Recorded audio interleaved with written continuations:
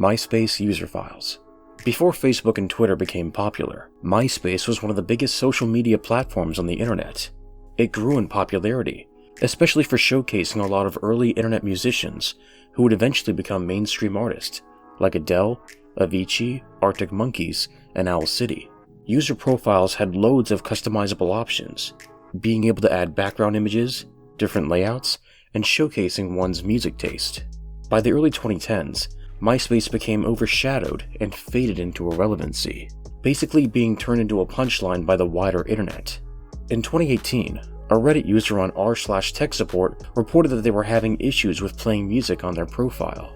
There are a couple of songs that it is the utmost importance that I acquire, preferably in MP3, but I'm not even remotely fussy. The music doesn't play on MySpace, and I've tried to rip it with some audio grabbers, to no avail. Hopefully someone more tech-savvy than me is on here and can help. Another user then replied with an email they got after contacting MySpace, which reads, "There's an issue with all songs/videos uploaded over 3 years ago. We are aware of the issue, and I have been informed the issue will be fixed. However, there is no exact time frame for when this will be completed. Until this is resolved, the option to download is not available. I apologize for the inconvenience this may be causing." A while later, another user contacted MySpace about this, to which they responded, "Yes, this is true. Due to the server migration, files were corrupted and unable to be transferred over to our updated site. So basically, anything uploaded to the site before 2015 was lost." Andy Bio, who is more known in the tech world, would question what really happened, saying that MySpace might have deleted those files on purpose to save money. Luckily, some files were saved in 2019 via the MySpace Dragon Horde, which was done as part of an academic study on music networks. There were 490,000 files saved, all originating from 2008 to 2014. However, there's still more to be found, as this is only the 0.1% of all known files on there. There are definitely tons of lost music somewhere out there, along with whatever else users posted.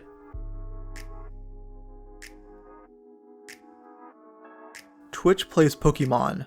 This was a massive phenomenon in early 2014, with its Twitch stream reaching 120,000 viewers at peak and over 30 million in total. This was done as a social experiment.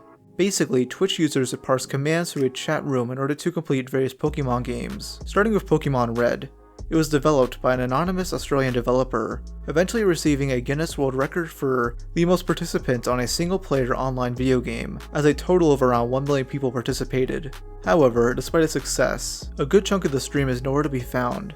Nobody recorded the stream for its first 35 hours, and during that time, the stream went down for another 8 hours. Now, there are screenshots and short videos recorded, but nothing documenting the rest of the first day and a half.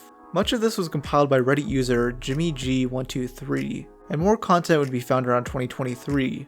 This includes posts on Twitter, a NeoGAF thread, and from a Dark Zero news article.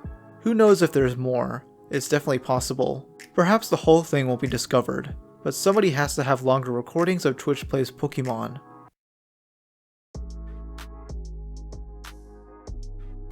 AMC Movie Talk from May 21st, 2015. This weekly series, which would later be renamed to Collider Movie Talk, was an internet talk show discussing and debating movie news. They were each 30 minutes long, with the show lasting from 2012 to 2020. However, one episode is strangely gone from the channel and has not resurfaced since. The episode in question aired live on May 21st, 2015, though got removed shortly after being uploaded to YouTube. Many speculate it was because of a segment where the cast, including John Campy, mocked Australian TV personality Maude Garrett. They play a video where Garrett interviews people at a red carpet event and gets startled after seeing somebody in a Chucky doll outfit. It's Halloween Horror Night, guys. That, my friends, is Tara. Thank you so much.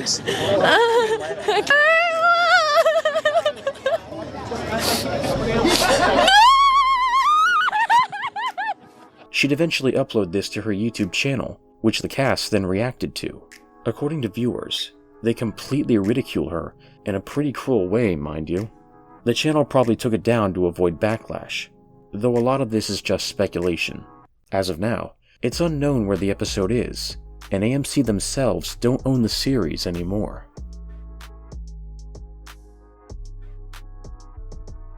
The world's biggest treasure hunt. To help promote the 2007 movie, National Treasure 2 Book of Secrets, Disney launched a web game on the domain nationaltreasure.com, though if you type in that link now, it just redirects you to this movie page on disney.com. The game was partnered with 2 other companies, Mercedes-Benz and Odyssey Marine Exploration, which are big parts of the gameplay. This also functioned as a contest, with The Hollywood Reporter mentioning that the prize is a fully loaded C-Class sports sedan signed by the film's producer, Jeremy Bruckheimer, and its star, Nicolas Cage. The other prize was apparently treasure from a Confederate ship found after the American Civil War. The sponsorship from Odyssey Marine Exploration was because players could reportedly control the vessel Zeus remotely to find this treasure, although everything else was mainly a puzzle game, taking place in virtual replicas of New York, London, and San Francisco. There's not much information out there, not even any screenshots or videos in the game itself, just the trailer.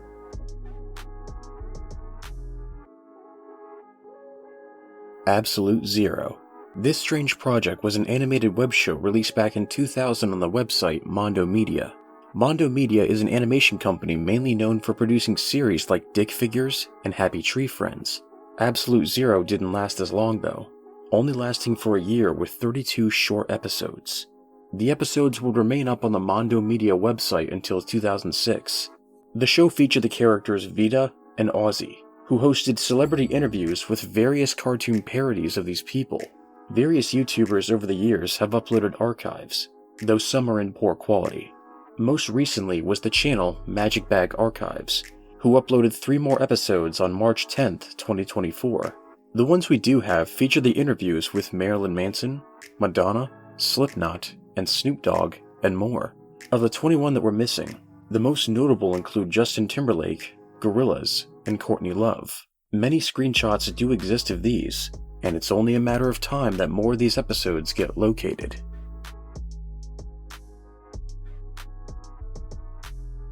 The Rotten Tomatoes Show. Rotten Tomatoes is a pretty divisive website at this point, especially after they gave Cuties an 86%. God, who are these critics? Anyways, the site is still popular, and has been so since the late 2000s. In 2009, they launched a television show on the short-lived channel Current TV, with it lasting until September 2010. It featured hosts Brett Ehrlich and Ellen Fox, who would review around 2 to 3 movies per episode. These reviews would usually be based on the reviews featured on the website, though some input from regular site users, independent filmmakers, comedians, and professional critics were used until halfway through the run. Episodes would also feature sketches, top 5 lists on films and celebrities, and other segments to pad out the runtime. The show is more prominently featured online, not just on the Rotten Tomatoes website, but on YouTube as well.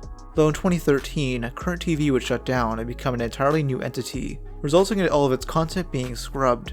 All we have now are the list of 74 episodes, some clips, and behind-the-scenes photos.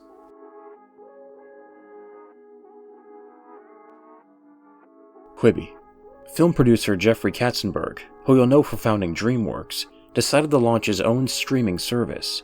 Though unlike others, he focused it around showcasing shows with short runtimes that could be shown in either a horizontal or vertical aspect ratio.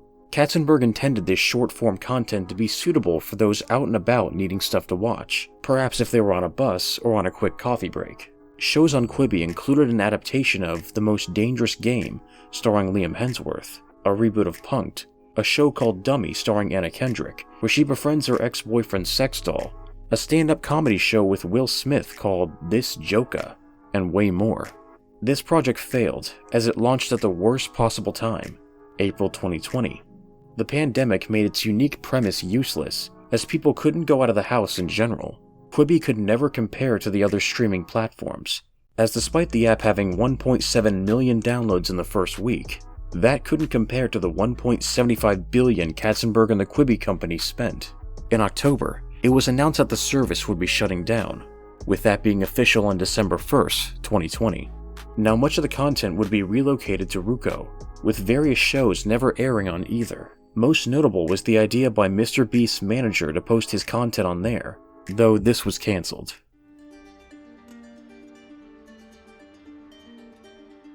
The Game Room. Now this next entry takes us all the way back to 1999, with a show that existed on the short-lived website FromUSAlive.com. The game show was seemingly the first ever video game review series, beginning about 5 years before James Ralph's show, The Angry Video Game Nerd. It was hosted by Mark Bussler and David Crossan, with them simply just working off each other as they reviewed both older and newer games. The show would only last 11 months before being cancelled, though they remained up on the website until 2007. By then, YouTube had become a suitable platform, so Mark Bussler began remastering and re-uploading the series. That same year, he released a documentary called Classic Game Room, the rise and fall of the internet's greatest video game review show. Though many fans note that 9 episodes were never archived, though that documentary did show a few clips from these episodes. They definitely exist out there, so either Mark will eventually post them, or a fan who downloaded it from the website before 2007 has it. These clips are from the episodes on Elmo's Number Journey, Virtua Striker 2 for Dreamcast, and Pac-Man.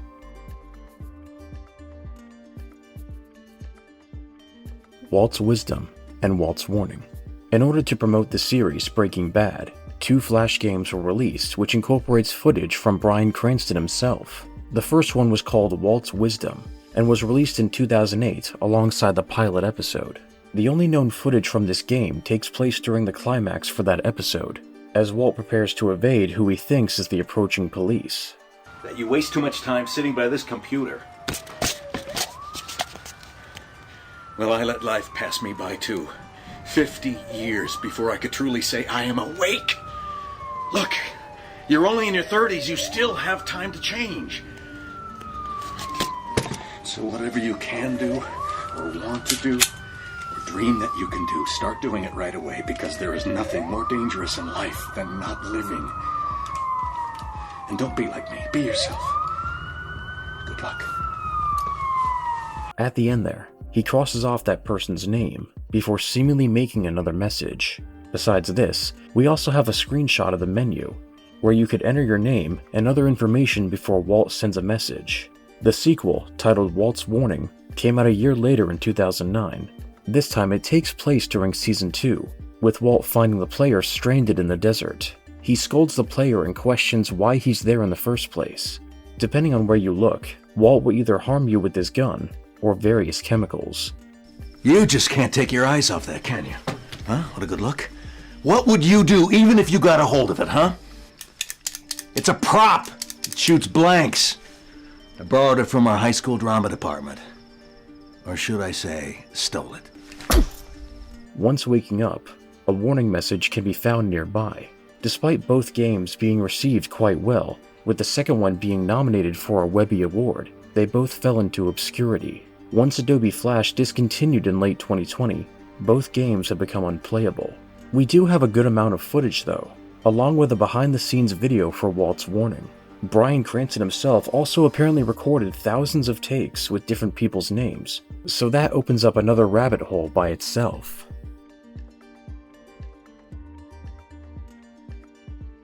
Happy Wheels the series. This is one of many lost shows from Verizon's Go90 streaming service, which only lasted from 2015 to 2018. One of its apparent heavy hitters was an animated series for the game Happy Wheels, which was incredibly popular during the Let's Play boom in the early to mid 2010s. It was announced on November 2nd, 2016, with the show premiering about 2 weeks later. It was created by BMP Digital, with Machinima producing it. Anyways, it allegedly featured various celebrities voicing characters, though that's just what IGN said. We don't know what celebrities were involved, and I personally couldn't recognize any as voices. Happy Wheels the series took place in a town where the death rate is high.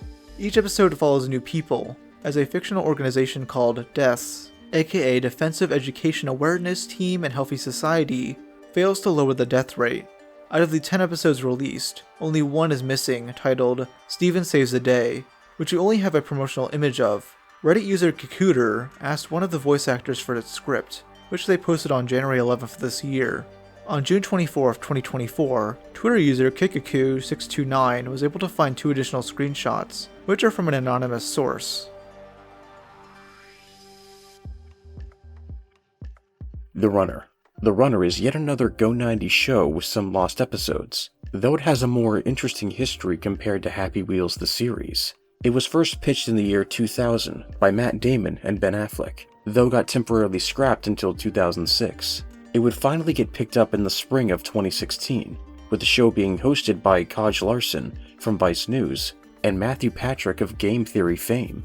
The Runner was aired live 3 times a day, with each episode being 20 to 30 minutes long. 90 episodes in total were done, beginning on July 1st, to July 30th, 2016. In each stream, 5 different chase teams would go after a runner, with more money being rewarded the longer it takes to catch them. Each runner was anonymous, and they would be selected from a pool to keep things difficult. There was a level of audience participation too, as viewers could help solve clues for their favorite team. Despite all this, the show faced loads of production issues and received mixed reception by viewers.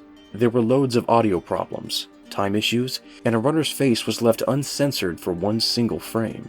The last 2 episodes of the show are lost due to its biggest production incident. Basically, on the first episode, recorded on July 30th, the runner was captured by mistake. This led to the 2-part finale being scrapped, and they couldn't use the finish line. Instead, they improvised the finale, though it's entirely lost. Every other episode would be found via the YouTube channel, The Runner Archive. Go90's copies of the show were deleted, meaning there's little chance of a complete archive now. If Go90 didn't shut down, there were plans of having a second season.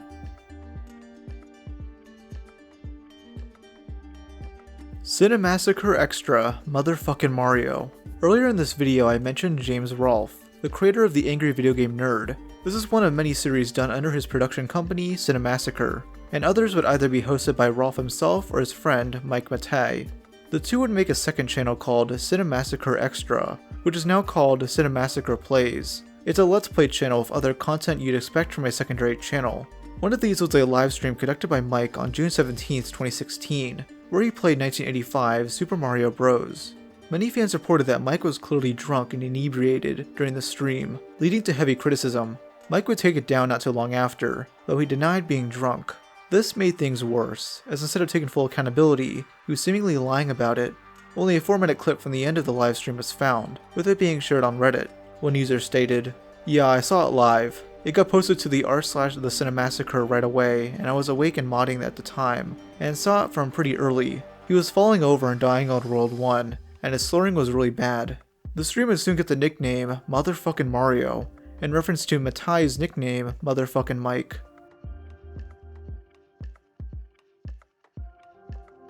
C. Martin Kroker on Fishcenter. Clay Martin Kroker was a well-known animator and voice actor who worked with Adult Swim up until his death in September 2016. A year before his passing, he appeared on the live-stream show Fishcenter, which was a call-in show found on Adult Swim's website.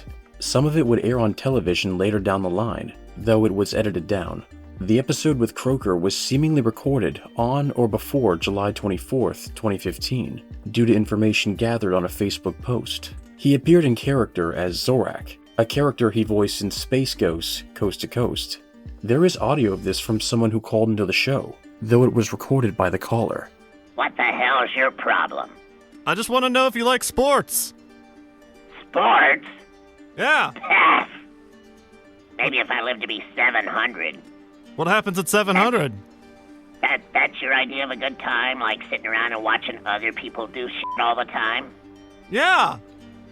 Yeah, shit that you can't do? Oh, I'm terrible at sports. Yeah, right. So you're just living vicariously. You should watch soccer, it's weird. Dude, that's pathetic. I know. Soccer. Good God. Okay, moving on. Thanks, Zorak. Bye. Bye now. We don't have any other clips from this stream. This episode became notable because it was one of the last times Kroker played the character and did work for Adult Swim in general.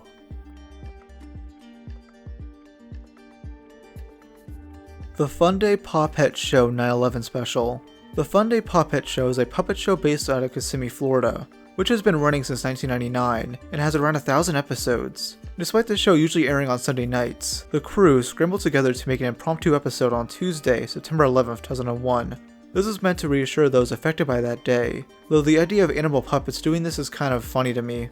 The episode went lost shortly after, seemingly due to some emotional moments by the cast. Because of how spontaneous it all was, they probably wanted it to remain private.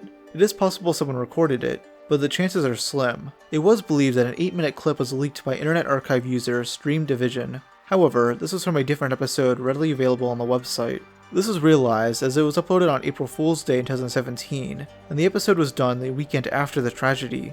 A commenter on the Lost Media Wiki said this about a year and a half ago. On January 1st, 2023, I commented on their Twitch that I'm a Lost Media user and its official account said it was never recorded. Then, in 4326, they knew about me for that 9/11 episode, or they call it as a show. The reason it was Lost Media mostly came from moving studios. Cans Without Labels backer rewards. Controversial animator and producer John Kricfalusi is well known for never meeting deadlines, among other things. This led to him being fired by Nickelodeon for not completing episodes of Ren and Stimpy on time, along with other projects of his failing. In 2012, John would announce a Kickstarter project for an animated project he called Cans Without Labels. And this page is still up, by the way. The short would star Michael Pataki as the character George Liquor, who appeared in many of John's projects. This was actually Michael's last performance, as he passed away in 2010 after his lines were recorded. The short follows George teaching his nephews how to tell different unlabeled cans apart. He then forces them to eat a face, and some other disturbing stuff happens. According to the intro, this is based on a true story. The Kickstarter ended up raising $136,000 from 3,500 backers, though it would take another 7 years for the 10-minute short to be released. It received wide negative reception, not only due to how horrid the cartoon is, but because John got exposed as a pedophile the previous year. The project was last updated in 2019, with John not following through on the backer rewards. Some of these rewards were desktop toys that you could collect and trade. We do have some animated GIFs and videos of these toys, but nothing else. Another reward was a copy of a different short for Ren and Stimpy that was supposed to be released as a bonus feature for the DVD of the SpongeBob movie, Sponge Out of Water. It was never fully produced, and all we have is an animated archive by I Am a Real Horse, one of the Kickstarter backers.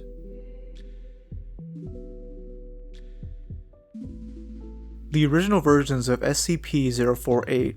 I talked about Lost Media relating to the SCP Foundation in a previous video, though that one was at least found. This one relates to the origins of SCP-048, which are partially missing. If you don't know, SCP is a fictional organization which captures and studies various entities that could cause a threat to humanity. SCP-048 is a cursed number of no assigned anomaly to it, though this is in reference to the fact that the original stories referencing it were shit and needed restructuring. There were actually 5 stories written with this number, all of which were written between January to February 2009.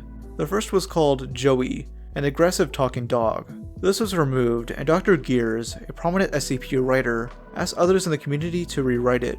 3 other stories were written that were also shit, being The Edge of Twilight, A Normalizer, and Necklace of Greed. The 5th version is the one we know now, and the others were deleted by another writer, Dr. Kondraki. The one story that was archived was Joey, which was featured as part of a list of decommissioned articles made in 2014. The other 3 were not archived, as they were seemingly deleted pretty quickly. The only way to find them is if somebody took a screenshot before deletion, though that seems unlikely now, as the Internet Wayback Machine doesn't even have them. The original Jeff the Killer image. The search for this image has to be one of the most complex and muddled Lost Media cases in recent memory, as there have been many misdirections. The image itself became almost infamous due to the Jeff the Killer creepypasta that was written back in 2008. Its author, Seswar, claimed years later that he took the image himself using a white latex mask with big plastic eyes and black rings around them. There were also rumors that it was a photoshopped image of someone known as Caddy Robinson, a girl who posted her pictures onto 4chan and got bullied enough that she committed suicide. This story has been fully debunked, as Caddy is actually someone named Heather, and her photos were taken from a Christian parody site. Seswar's claims were also debunked, as the image appeared in a 2007 YouTube video based on the old NNN Special Broadcast urban legend. Once this was discovered, many people began digging deeper into the true origins of the Jeff the Killer image. It was soon traced to certain forums on the Japanese internet, specifically pya.cc. On this website was the earlier iteration of Jeff the Killer. Other forum posts show this version, with its earliest appearance being on the site fileman.n1e.jp on July 24, 2005. The image is titled, The Fear of Summer Nights, with the description, a certain celebrity before plastic surgery. A few comments mention that they've seen this image on other boards, so it's still unknown where it truly comes from. Now, there are still loads of rumors regarding where this was photoshopped from. Mr. Mulholland, the person who posted it to pya.cc, said it came from an old video of a middle-aged Japanese woman. An anonymous user on 4chan claims it came from a screenshot of someone known as Cinem, a woman from a live streaming site, who was mocked online. There was also this Mr. Potato Head toy from 2005 with very similar eyes.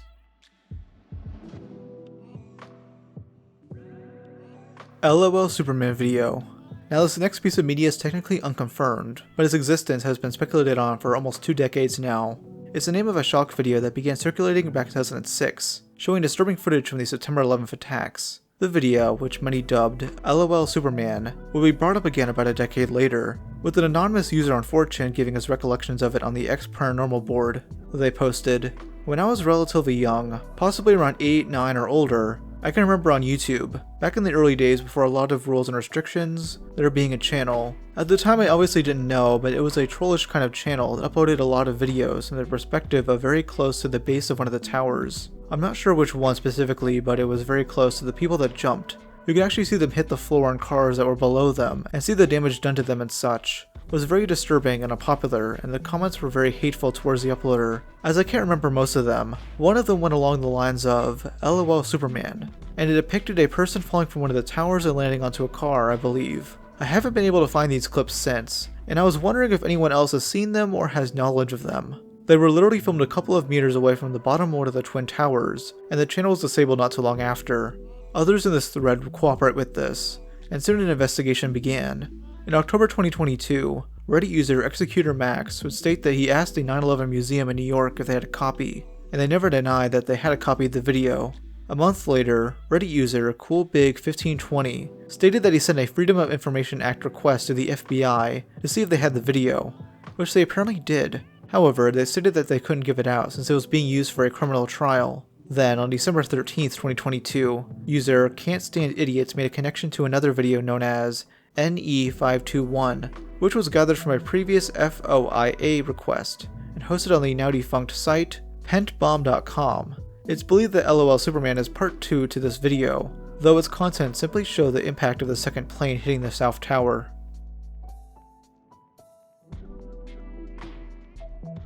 All the Way Live with EDP445 and In the Field with EDP445. Bryant Moreland, who you'll know as Eat That Pussy 445 or EDP, is a former YouTuber and now a notorious cupcake muncher.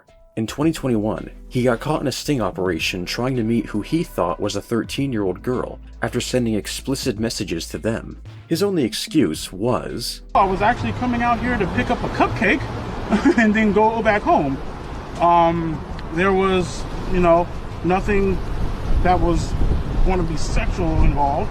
This controversy pretty much got him shadow banned from every major social media platform, though this didn't stop him from trying to meet another minor just last year. Much of EDP's content has been archived, but what hasn't is 2 web shows he hosted back in 2015. Famous rapper Tyler the Creator let him produce 2 shows on his subscription platform, Gulf Media, being All the Way Live with EDP445 and In the Field with EDP445. The first show was a parody of sports journalism, with EDP acting as a sports anchor focusing on his team of choice, the Philadelphia Eagles. The second show had him traveling to various locations to conduct man-on-the-street style interviews. Both shows would become lost on July 31st, 2018. There was a clip on one of EDP's YouTube channels, which got archived after he was shadow banned. However, sometime last year, it got deleted, and the only trace of it is a few short snippets from a video made by Zan Donak. This clip shows him interacting with Dallas Cowboy fans in a not-so-nice manner. Besides that, we do have a few promotional posters, and there was a tweet made by Tyler promoting the show that got deleted in recent years.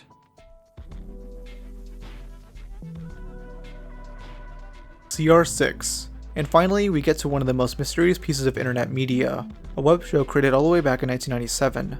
CR6 is a project created by Chris McKinstry, a controversial AI developer who suffered greatly from various mental health disorders. After his initial success in the mid-90s, he began developing a web soap opera called Clickable Reality 6. The show would incorporate various stills of audio over it, with the plot following 6 characters who meet each other after a funeral, with drama ensuing. For years, it was seemingly forgotten, until a user on the Lost Media subreddit posted about it in August 2021. User Incorporated Projects began investigating it after going on a Wikipedia binge, discovering that the page for the actor Brendan Fair kept editing out the fact that he worked on CR6. This user also discovered the WordPress blog of Anita Dittmar, who showed evidence of her being in CR6 as well. The original website for the show was discovered not too long after on the Internet Wayback Machine, though none of the images or links worked. This did confirm that the show was released with at least 8 episodes, possibly more. Much of the information gathered was from Chris McKinstry himself, whose website is still up somehow. Here he mentions a CNN story reporting on his show on January 8th, 1997. There's also this newspaper clipping from the Winnipeg Free Press talking about CR6. Soon, it was discovered that there was a promotional video for the series uploaded on YouTube all the way back in 2011, giving us more information about the cast. CR6 is our showcase interactive clickable reality.